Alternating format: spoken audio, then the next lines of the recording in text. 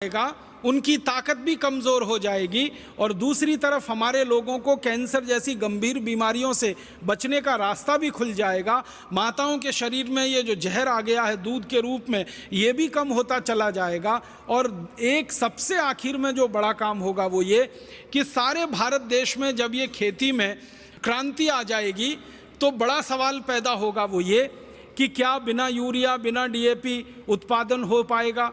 क्योंकि हमारे देश में ये जहर बेचने वाली कंपनियों ने एक कुतर्क फैला रखा है कि यूरिया डीएपी के बिना तो उत्पादन हो ही नहीं सकता। मैं आपको विनम्रतापूर्वक एक जानकारी देना चाहता हूँ। इस भारत देश में बहुत सारे जागरूक किसान पिछले 15 सालों में ऐसे निकले हैं जिन्होंने अपने खेत में यूरिया डीएपी डालना बंद कर दिया, जिन्होंने एंडोसल्फान मेलाथियान पैराथियान डालना बंद कर दिया, जिन्होंने लिंडेन एलडी कार्ब जैसे खतरनाक जहर डालना बंद कर दिया।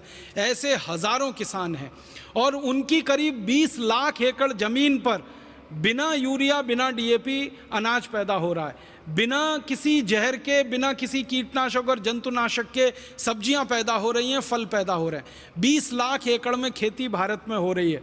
सबसे ज़्यादा ये खेती महाराष्ट्र में हो रही है, कर्नाटक में हो रही है, आंध्र प्रदेश में हो रही है, तमिलनाडु में हो रही है, केरल में हो रही है, मध्य प्रदेश में हो रही है, छत्तीसगढ़ में हो रही है, अब तो झारखंड बिहार में भी शुरू हो गई है। हज़ारों किसान लग गए हैं और उन किसानों का अनुभव ये कहता है कि यूरिया डीएपी से वो जितना पैदा करते थे उससे ज़्यादा पैदावार उनकी बिना यूरिया बिना डीएपी से हो रही है।